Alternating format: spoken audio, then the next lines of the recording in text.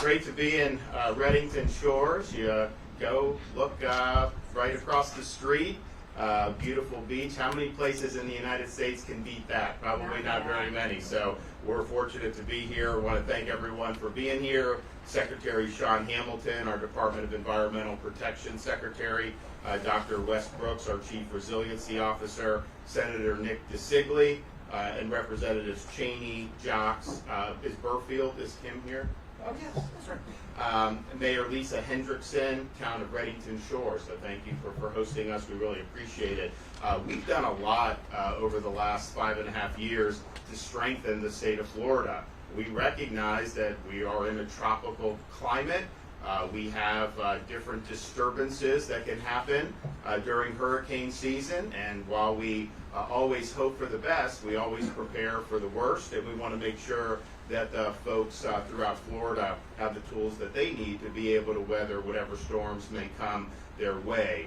We've done a lot, almost $100 million for infrastructure projects in rural communities, and we've had storms like Hurricane Idalia that have hit a lot of Florida's rural communities.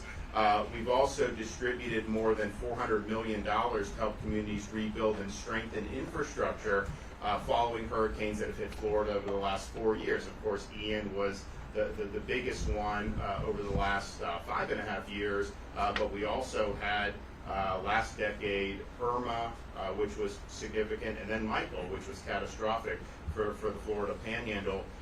So we're been very forward on that.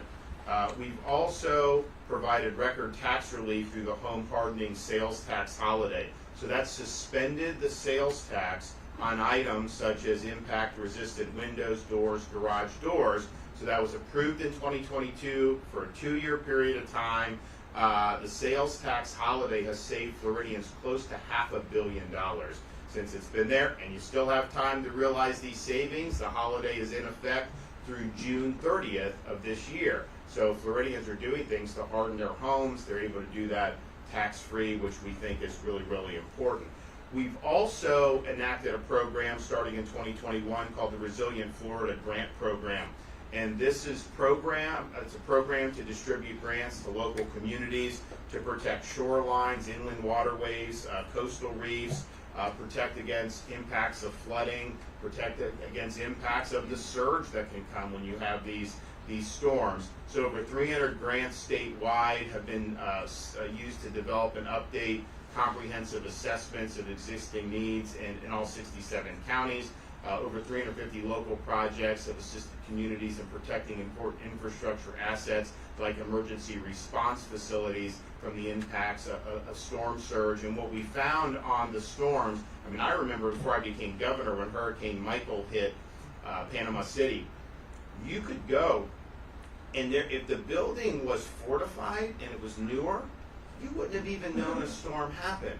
You look right next door to the building, an older construction that didn't, and it was like wiped off the face of the earth. I mean, it was so dramatic. I think you saw similar with Hurricane Ian in Southwest Florida. They had Charlie come through in 2004. A lot of the things that were rebuilt stronger, and they were more resilient. And those were the structures that were really able to withstand a lot of what was happening. Part of the reason that we were able to get the power on so quickly after that storm was because you had companies like FP&L, after Charlie and some of the other things that have happened, some of the substations, the way they built it, they raised them. So you had massive amounts of water and rain coming, and yet it didn't impact that, and you were able to get people back online. So we've seen that this stuff really is important, and it really does work.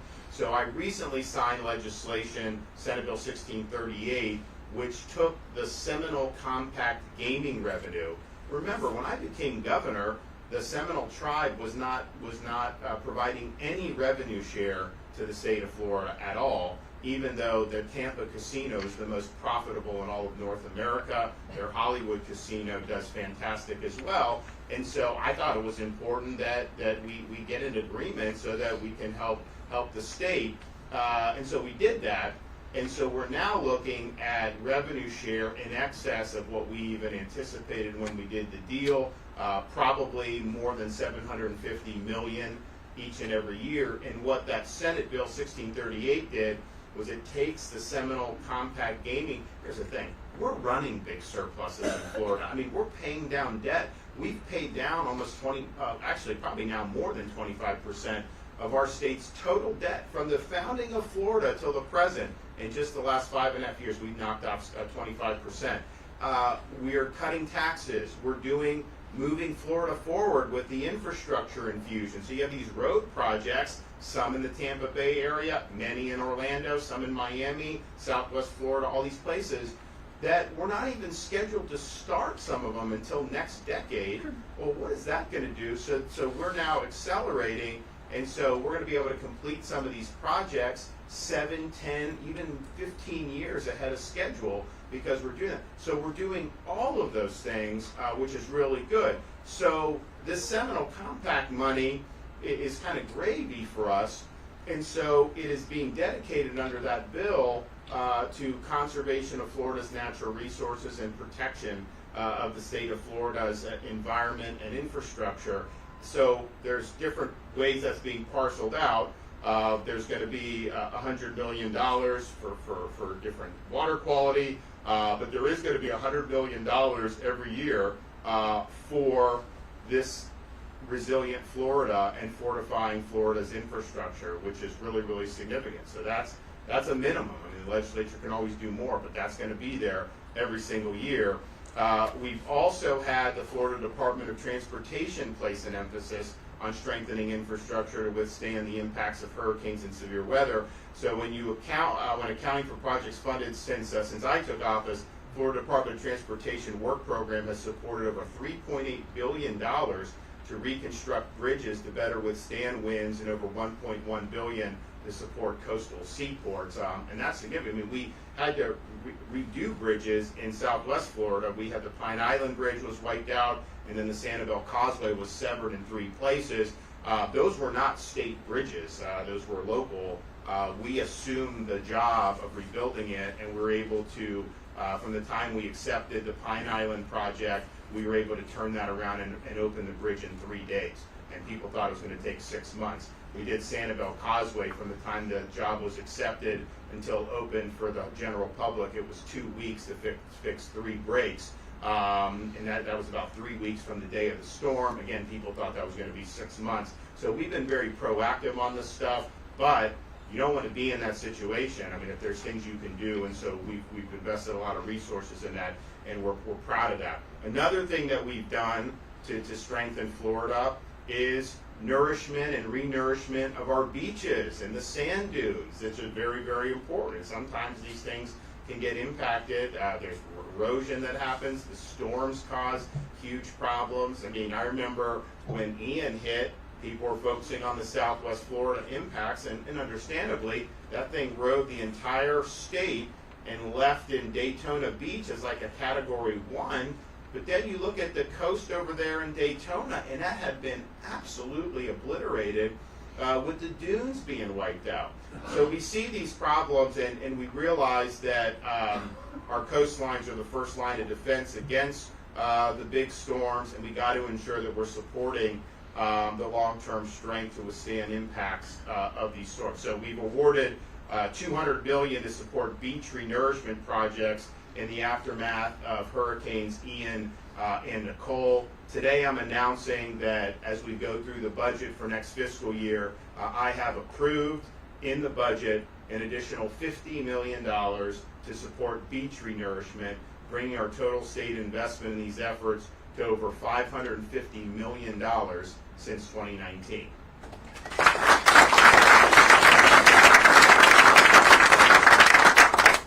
We're also helping and understand the importance of having resilient and strong private infrastructure.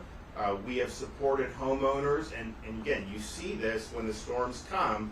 The newer construction, I think that there was a lot that was learned in the aftermath of Hurricane Andrew in the early 90s about what type of buildings can withstand. So we have My Safe Florida Home program, which provides free wind mitigation inspections, and if there's a mitigation need, you can get a matching grant to assist the homeowner in mitigating future damage. And that could be the impact-resistant windows, the doors, it could be things involving roofs. There's a whole host of things that can be done. So we are going to sign today Senate Bill 7028, and this is going to provide an additional $200 million for the program. So this has already helped 152,000 Floridians across the state, but the program is oversubscribed. There's a lot of demand, so there's a lot of people on the waiting list. So this $200 million will go towards clearing the folks that are on the waiting list and any additional demand that comes. And I have no doubt that that money is going to be used. The bill prioritizes seniors through the application process, because we understand many are on fixed incomes and very well may have older homes. So approving the $200 million that we do today means that since May of 2022, we've invested over $600 million in the My Safe Florida Home program. And that's been meaningful for folks. It improves their property, it strengthens their property. And if you look at the data, it has stabilized and in some cases even reduced insurance rates as a result of those improvements. And we were proud of that return. So this program was popular, a lot of it's oversubscribed, but not every Floridian is a homeowner. Some people own these condo units. And so the legislature said we're going to go and create a pilot program for condos. So I'm going to sign momentarily House Bill 1029, which is the My Safe Florida condominium pilot program. And I will approve in the budget $30 million to institute that program. So this is going to help the coastal condominium associations harden condo infrastructure and protect against wind damage by creating a program similar to My Safe Florida Home. And I think that that's innovative. I think it's going to work, but we'll see as we get into that. So we've taken huge steps over the last many years. I think what we're signing today and then what we're approving in the budget is really, really significant. And I want to thank the legislature for stepping up and providing support for these programs and passing the good legislation. I look forward to signing this momentarily, both of those bills into law. But before I do that, we're going to hear from Secretary Hamilton, Dr. Brooks, and Nick DeSigli. So we'll start with Sean. Thank you, Governor. Again, good morning. I'm Sean Hamilton. I'm serving as Secretary of the Florida Department of Environmental Protection. Obviously, as you can attest to, the Governor has consistently fought to make Florida communities more safe and more resiliency. And to some of your surprise, this is my third day with the Governor talking about billions of dollars going into our communities and into our environment. So if you're wondering if I'm the happiest secretary on the face of the planet, the answer is yes. So thank you, Governor, for your commitment, your continued support, and definitely to our appropriators for all of your leadership. Obviously, as the Governor noted, we face unique challenges here in our beautiful state. But I can tell you, with hands down, Florida is definitely the most proactive at facing those challenges and making sure our inland and coastal communities are prepared for those challenges. The Governor noted, creating the first Chief Resiliency Officer. Dr. Brooks is here today, who is one of the, I would say, maybe the best in that role so far. But I'm a little bit partial because I've worked with Dr. Brooks, and he works a lot with your communities to make sure they're prepared. But he also created the Office of Resilience and Coastal Protection within DEP. And again, that's, if you think about the short life cycle, they have done phenomenal work to bring on the 300 plus projects the Governor noted. They work with your communities day in, day out. And I advise you, whenever you have an opportunity, make sure your folks are connected with them and taking advantage of the technical assistance. And then lastly, the Resilient Florida Grant Program, hands down, one of the most proactive ways to continue to make sure our communities are prepared, not only for what may come in the future, but the impacts that they're seeing today. And that's a big deal, right? Because if you don't have a plan, you really don't know what you're planning to address. And so, again, a phenomenal program. So, with the focus of Florida Futures budget for 24-25, the Governor noted he secured more than $1.8 billion to strengthen Florida's resilience during his administration. It's hard, I talked about this the other day, points of reference. That is amazing commitment from our Governor and from our legislature to make sure all of our counties, not just one, not just two, all 67 counties after this cycle will have done something unheard of. They would have proactively identified the critical assets, the things that is just holds the glue of their local communities, and the risk associated with those and seek funding to make sure that they're prepared to address those things in the future. And that's a big deal when you think about a program that has only been around for a couple of years. And once they complete those assessments, then they'll be able to apply for continued funding and support from the state. And then I love the fact that the governor signed a compact for 1638 to continue to bolster that funding and to make sure, because the need is high, but more importantly, there's a commitment to continue to do that. So we've got 1,300 miles of beautiful coastline, as the governor noted. It provides amazing, amazing tourism opportunities, but they are the first line of defense for many of our communities, and they require a continued investment. And so the governor noted the $50 million for beach restoration.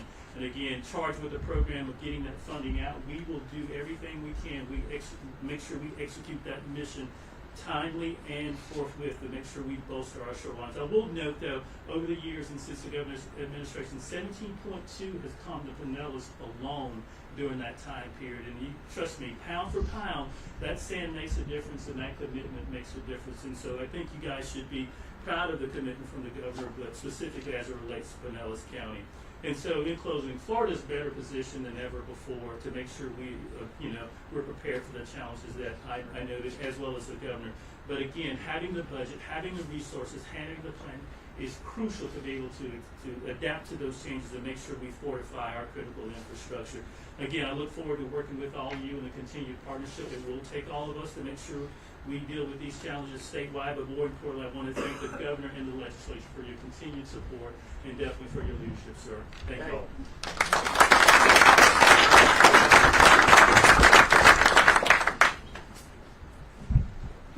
Good morning. I'm Wes Brooks, Florida's Chief Resilience Officer. Thank you, Governor. It's a pleasure to be with you, Secretary Hamilton, esteemed legislators, and our gracious hosts here in Redington Shores. We all know Florida is a low-lying, storm-prone state. Floridians who were born and raised here understand firsthand the risks that come with that, including coastal surge, torrential rains, and hurricane winds. For everyone else that moves here, well, they figure it out pretty quick. Governor, your exemplary leadership during Hurricanes Ian, Nicole, and Idalia, and including the subsequent recoveries across large areas of our state, was well documented. But what I want everybody here to understand is that our governor's determined and solutions-oriented approach means we all kept working long after the news cameras went home. State agencies including DEP, DEM, FDOT, Florida Commerce, and all 5 water management districts are still actively supporting long-term hurricane and flood recovery efforts. Importantly, they're also ensuring that these efforts accelerate the resilience of our communities and strengthen our infrastructure now and into the future. And that reflects the fact that Governor DeSantis has guided state government to become more proactive than ever before in preparing for the impacts of flooding and hurricanes. This includes directives he's issued through Executive Order 2306 that challenge the Secretary and I to support the completion of comprehensive flood vulnerability assessments for all counties and municipalities in the state by 2026, to establish a reef restoration and recovery initiative for Florida's coral reef, and to coordinate with FDOT to ensure the consideration of water quality and flood protection benefits that through that agency's own resilience planning. The state's resilience efforts are also multi-layered, with regional and community projects often locally implemented with state support. Innovative programs like the My Safe Florida Home program are now incentivizing homeowners to do their part in fortifying their properties as well. And of course, it's all being backed up with real resources, as you've heard. The funding numbers our governor has secured and directed towards Florida's coastal and inland resilience are nation-leading investments, and that includes for critical beach nourishment projects. Here in Pinellas County, you know the value of your world-renowned beaches that drive economic activity and protect coastal infrastructure from damaging surf, tidal flooding, and storms. And unfortunately, you've also come to know that core bureaucrats in Washington, D.C. don't understand their mission, their attention, and their urgency should be directed at working with your communities to restore federal beach and shore protection projects to their full design levels as quickly as possible before the next disaster strikes. My office, alongside Secretary Hamilton and DEP, continue to press core leadership to adopt a new approach that values Floridians' homes and livelihoods over their own agency lawyers' unfounded and unsupported policy interpretations. I'm optimistic that we'll see some progress in the upcoming Water Development Resources Act towards addressing the issue. But in the meantime, we'll just keep modeling the governor's successful approach here in Florida to keep our communities safe, secure, and thriving for decades to come.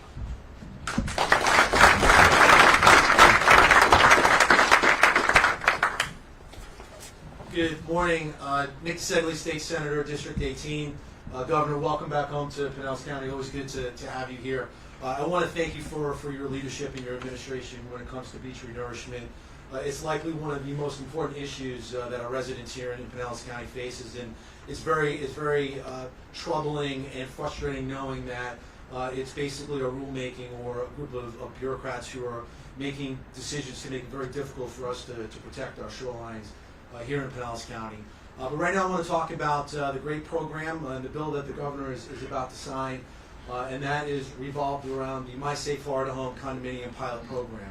It's well documented that the program currently for single-family homes is incredibly successful.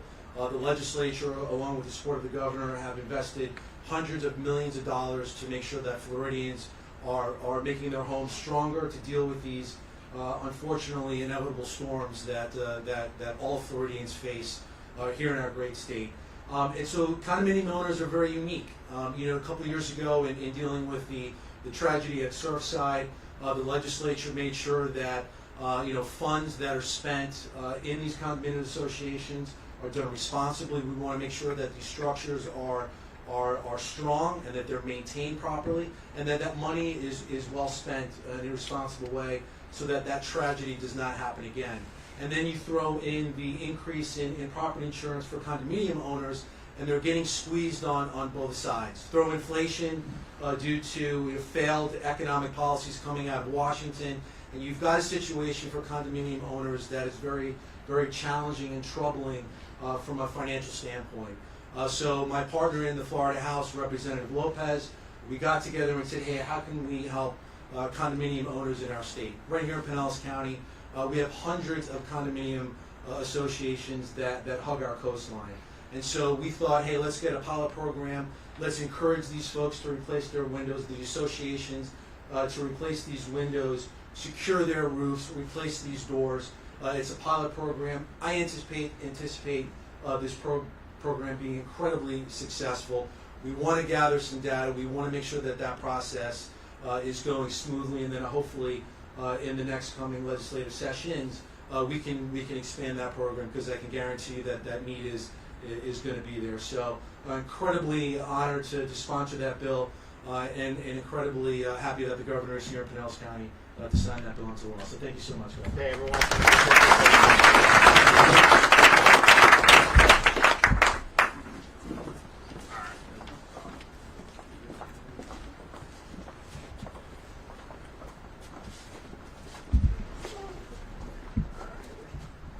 What's today's date?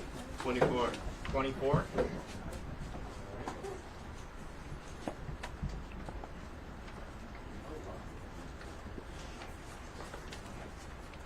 Nose down, please. Calm down in the front.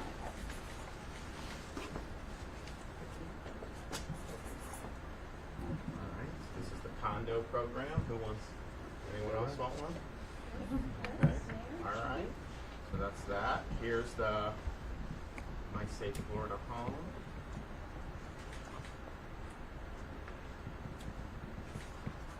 Calm down, sir.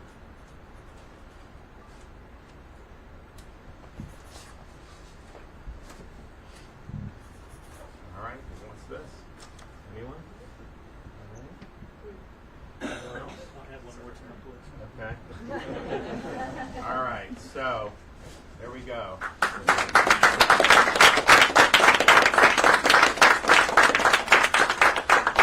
Good deal. All right, good job, guys. Thank you.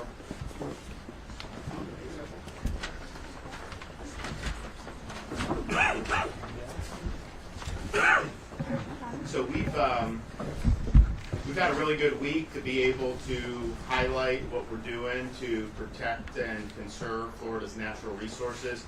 We started on Monday highlighting the record amount of funding we've been able to dedicate to Everglades restoration and to water quality improvements.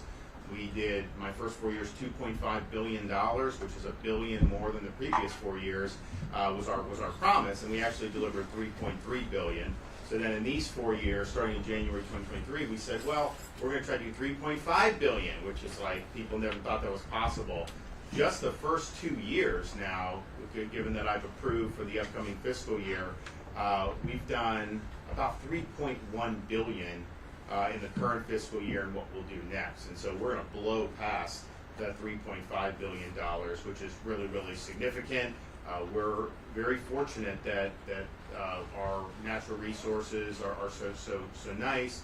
It's a gift, and it drives our economy. It drives our way of life. So we got to be good stewards of that, and we were. And then yesterday, we were in Southwest Florida talking about what we've done to establish and now expand Florida's wildlife corridor, what we're doing to be able to link those pieces so that the wildlife is able to roam freely. Also what we did to continue and expand our red tide mitigation program, where there's a lot of research. So we established that back in 2019, and there are certain things that have been applied, but there's a lot of things that are going through these trials about, we know red tide's naturally occurring, but what can we do to mitigate the impacts? Because it has an aesthetic impact, it has an economic impact. When it does happen, it only happens effectively on the Gulf Coast of Florida. So we're going through that, we're going to continue that. Now there's things that can help neutralize some of the algal blooms, but you got to see how that's going to impact the rest of the environment. You don't want to go after red tide and then cause more problems. And so they're going through all that to see what can be done. But I think it's a good use of resources to be able to mitigate. So we did that, and then today what we're doing to strengthen Florida with our resiliency programs, and then with the My Safe Florida home and condo program. So congratulations to everybody that's been involved with that. These are really, really meaningful things to be able to get on the scoreboard. And with that, I'm happy to take some questions. Governor. Last week, Andrew Warren, the man you suspended a couple years ago, is Hillsborough County State Attorney. Now he's running for re-election this fall. Want to get your thoughts about that, as well as the woman you put Susie Lopez, will you campaign for her this year? Well, my action was based on the constitutional authority I have as governor, and it was appropriate what we did, and it has made Hillsborough County safer as a result. Criminals are held accountable in a much more significant way since Susie Lopez has been the state attorney there in Hillsborough County. That's just a fact. Talk to any of the sheriff's deputies, talk to the sheriff himself about the change that's happened. Recycling criminals and letting them out going easy, that doesn't work. And so, our actions were appropriate. People can do whatever, but I will tell you this, people want to be safe, and Hillsborough County, no one would have thought this was possible even 5 years ago. Hillsborough County, probably by election day, is actually going to have more registered Republicans than Democrats. Can you believe that? No one thought that would be possible. Aaron Bushing with Channel 10 here. When we talk about the popularity of the My Safe Florida Home program, when it was re-upped in 2022, every time it's been re-upped with money, it's gone out of the way. People have been signing up within days. Its money's running out. Why is we going through it this incremental process when it's so popular? Do you plan on refunding this if this money goes out? Well, in my budget, I think we may have had a little bit more in my budget recs. Legislature did $200 million. That is a significant amount of money. I mean, you look at what we've done just from 22 to now, over $500 million, over $600 million is really significant. And so they have done a lot. We do realize that there's a waiting list, and I think it's good that they re-up the program. If there was nobody signing up for it, then they probably wouldn't have appropriated more money for grants. So there's more help on the way. They're going to be doing this, but we understand it's been popular, and it's been popular because it's been effective. So I'm proud to sign the bill into law, and I know that this massive infusion of $200 million is going to make a big difference. Governor, how concerned are you, given beach renourishment is so expensive, about the continued impact on our state and local budgets to keep renourishing these beaches as Florida's storms seem to get stronger and stronger and more frequent? Well, we've put our money where our mouth is on the state side. I mean, I think we're over $600 million in beach renourishment in the last 5.5 years, another $50 million in the kitty this year, and I think that's a manageable expense for the state. look, I'd like to not have to do anything with some. I mean, yeah, I wish everything just ran itself, right? But if you look at how important these beaches are to this state, the fact that we could kick in 50, 100 million like we've done in the past, in a budget that's running massive surpluses, in a budget where our revenue continues to exceed whatever the forecasts are, even though, nationwide, we have a lot of problems with this economy, and we've obviously not been immune to the inflation that's been fueled by Washington. The interest rates have been devastating to so many people. But even with all that happening, Florida's outpacing the nation. It's not even close. If you go back, I think from 2019 to present, we definitely have the highest GDP growth amongst large states, but I think we have the highest GDP growth, period. If you look at the net in-migration, if you look at we have the lowest unemployment rate amongst all 50, or amongst large states, that gives us the ability to take care of these needs that are significant public needs. And the way I view it is, you go to some of these states like California, they want to do handouts to individuals. Take from you, kind of hand out, and then people end up, that creates a culture, and I think it's part of the reason they have budget problems. What we're doing is we're doing things that are benefiting everybody.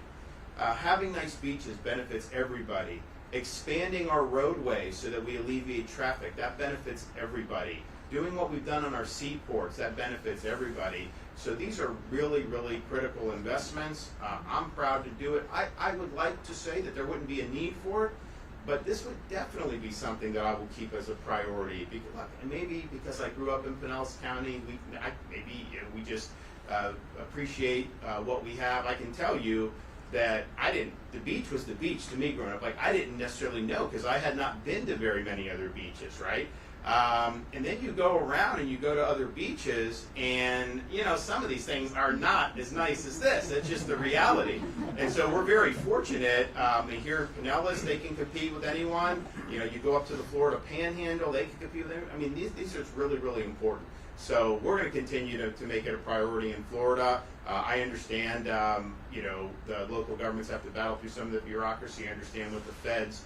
But we want to be a partner in it, and we're proud to do it. And any time I get anything across my desk involving the beach renourishment, I've been supportive of. Governor, touching on the question before, if Andrew Warren does get reelected, will you suspend him again? If ifs and buts were candy and nuts, every day would be Christmas.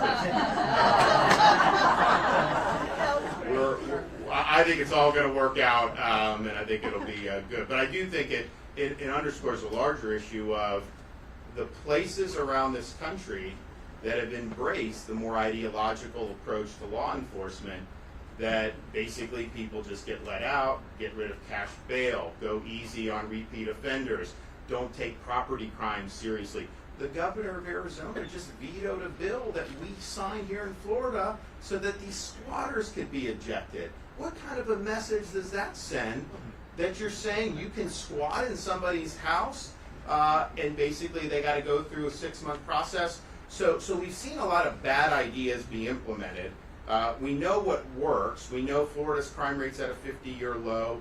We know that our retail theft is actually down since I've been governor, but yet we just did great legislation to hold these folks accountable. You should be able to go to the pharmacy and be able to grab deodorant off the shelf without that being behind plexiglass. This should not be Fort Knox, but yet that's what they have to do because people just go in and they loot the stores. That happens because of a weak approach to law and order, and we have a strong approach to law and order. I don't think people have a right, even if you're elected, to just say there's certain laws you don't like, and you're going to go. You're not going to be prosecuting. Maybe somebody is young, so you're just not going to prosecute them for that.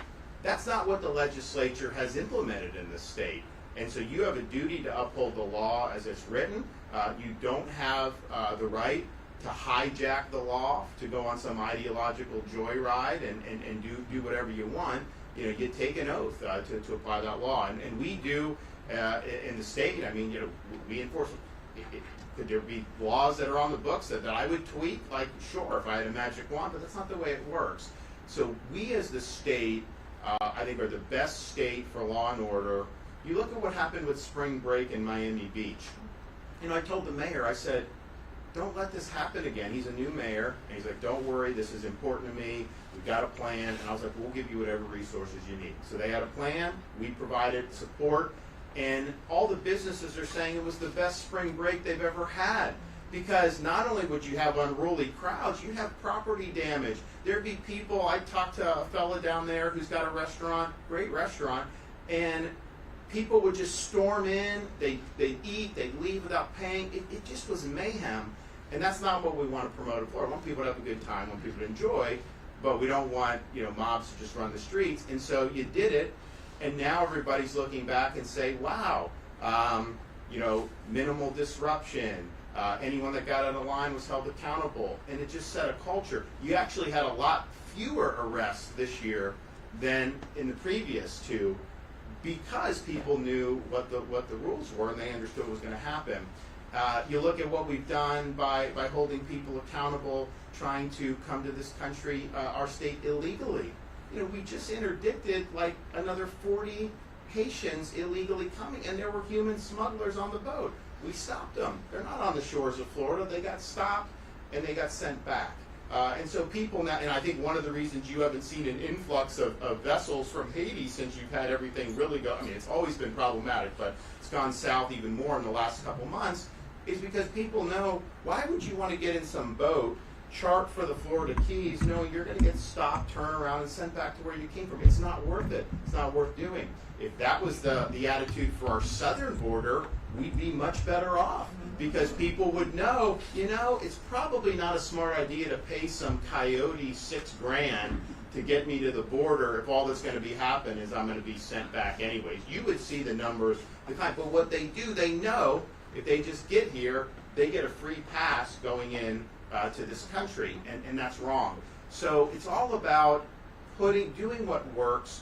The law enforcement folks have had my support. You remember when people were talking about defunding the police in 2020? You remember those BLM riots? We didn't allow that in Florida. We said, no, you're going to be held accountable. We did not turn our backs on law enforcement like many elected officials did at the time. And what's been the result of that? People are flooding into Florida from NYPD, from Illinois, from California. In fact, we've done over 400 new police officers coming to Florida state, local, and municipal agencies since we did our $5,000 bonus program from just New York, Illinois, and California. So these are folks that had jobs, probably most of them have families, and that they pick up and move here to do it because they know they have the support of the community. And that makes a huge difference. It makes you safer when they feel like they can do their jobs appropriately. You think about what happened when you have these Hamas demonstrators out. They're taking over bridges and they're taking over roads. And first of all, you don't have a right to do that. You have someone get stuck in traffic. How do you know if someone may need to get to a hospital, someone may need to pick up a child somewhere, and you're just going to commandeer the road because you have this ideological prediction? They tried to do that in Miami, and what happened? In 10 minutes, they got dragged off the road where they belong, and we're not going to tolerate that. You look at these universities. When we have students who are doing things that, some of the stuff with the Hamas, I think is absurd that someone would go out and demonstrate on that. But, when you're chasing Jewish students around, when you're not letting a Jewish professor enter a building, when you're targeting people like that, that's not free speech. That's harassment. That violates appropriate conduct. And yet, at Columbia, at Yale, all these places, those folks rule the roost. They do whatever they want. And these administrators and the presidents of these universities are weak, they're scared, and they don't do anything. You do that in Florida at our universities, we're showing you the door. You're going to be expelled when you're doing that stuff. And you know what? The minute people start to face consequences, you are not going to see this nonsense going on. So I think the approach is very important. We know the approach that these prosecutors have taken in San Francisco, Chicago, Baltimore has failed. And of all the actions you can take, the suspension in Hillsborough and in Orange counties with those state attorneys, you talk to law enforcement on the ground, lives have been saved because we have people in there now who take the law seriously and put the protection of the public above their personal political agenda. And that makes a huge difference, and we're going to continue to stand for law and order. Thanks, everybody.